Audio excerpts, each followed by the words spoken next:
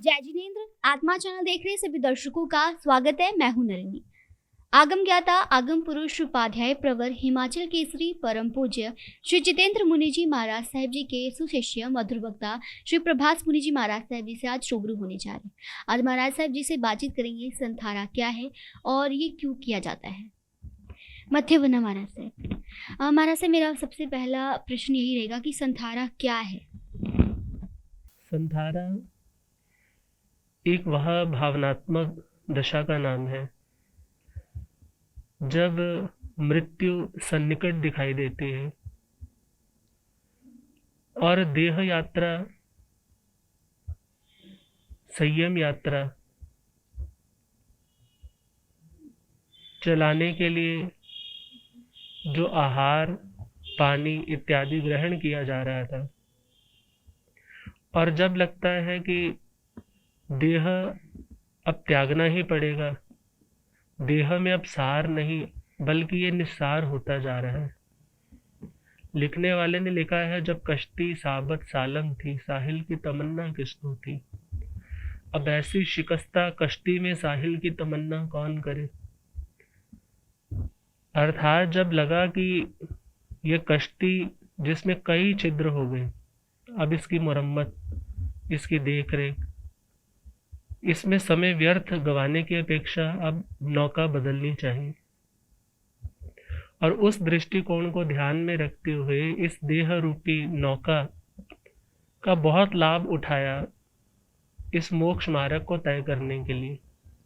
मगर जब यह साधन है, इसकी हिफाजत भी की है, इससे लाभ भी लिया है, मगर जब लगा कि अब इसमें उतना सार हम अब नहीं निकाल पा रहे, तो उस देह के प्रति अपनी आसक्ति को त्यागते हुए, अन्यत्व भावना को प्रबल करते हुए कि मैं आत्मा अलग और देह अलग, एकत्व भावना को जागृत करते हुए कि मैं आत्मा अकेला जब आया था तब भी अकेला था, जब जाना है तब भी अकेले जाना है। देह और आत्मा का ये रिलेशन ड्यू टू कर्मा है, और कर्म के उस कॉन्ट्रैक्ट के कारण, उस आयुष्य कर्म के कारण ही यह देह और आत्मा दोनों साथ है।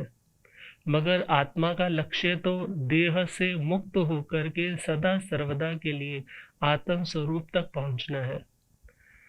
तो उसी साधना में जो आत्माएं तत्पर रहती हैं, बहुत उन्होंने अपना रास्ता तय किया है, मगर अब अपनी मंजिल तक पहुंचने के लिए यदि एक गाड़ी खराब हो रही है तो उसके प्रति अट्रैक्शन नहीं, उसके प्रति मोहब्बत नहीं, उसके प्रति अपनत्व नहीं, ममत्व नहीं, अब उसके प्रति अपनी आसक्ति को त्यागा जाता है।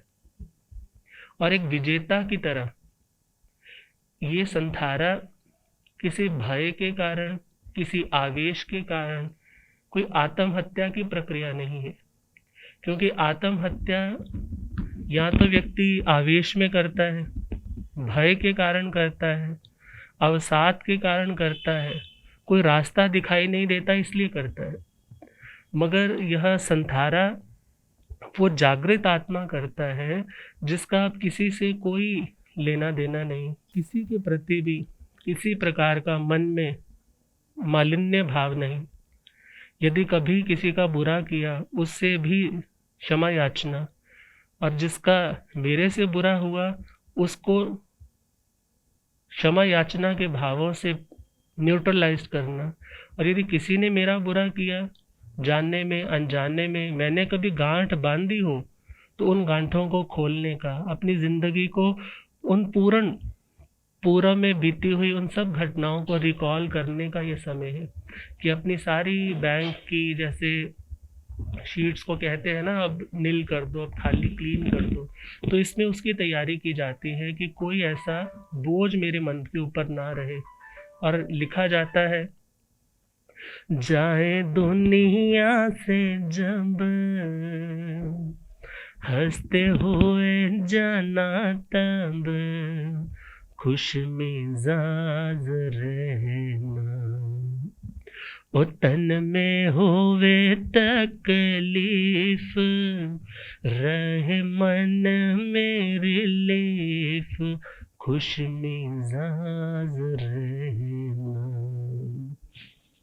अर्थात मृत्यु तो अटल है, जो देहधारी है उसे तो एक दिन प्राण तो छोड़ने ही है, मगर एक विजेता की तरह अपनी इच्छा के साथ और इस भावना के साथ कि मैं देह नहीं, मैं आत्म स्वरूप हूँ, और जिन आत्माओं को इतनी अवेयरनेस आ जाती है, फिर वो आत्माएं यह मन में कोई भाव नहीं रखते कि मेरे सम्मान बढ़े, मेरी यश कीर्ति बढ़े, ये मेरा संथारा लेंथी हो जाएगा तो लोगों की भीड़ ज़्यादा आएगी, या आज लोग कम आ रहे हैं, मुझे छटपटाहट ज़्यादा हो रही है, मेरा आज ही संथारा खत्म हो जाए।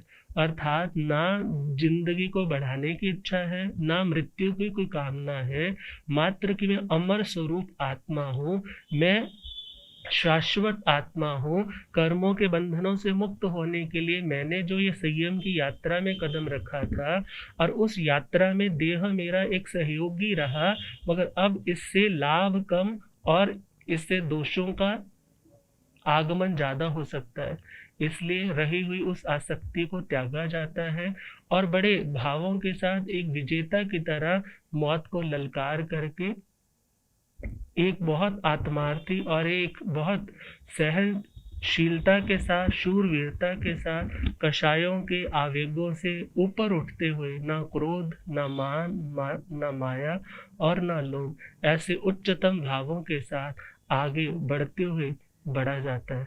तो महासाध्वी श्री कुसुम प्रभा जी भी उन्हीं भावनाओं के साथ आगे बढ़ रही हैं, और पूरे होशो हवास में, किसी के बहकावे में या किसी के दबाव में या किसी मानसिक तनाव के कारण नहीं, बल्कि आत्म जागृति, आत्म प्रसन्नता के साथ ये स्वीकार किया जाता है, और इसे बहुत बड़ा साधना का एक उत्तम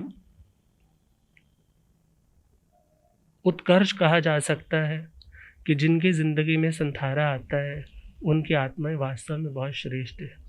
और जो आत्महत्या है उसमें डर होगा, खौफ होगा, टेंशन होगी, दुविधा होगी, उलझन होगी, मगर ये संथारा एक सुलझा हुआ आत्मा ही कर सकता है। संथारा करने का जो फल है वो क्या होता है? संथारा करने के बाद क्या होता है आगे का? जैसे कहते हैं ना कि देवी देवता भी आ जाते हैं परीक्षा लेने के लिए जब कोई संथारा करते हैं।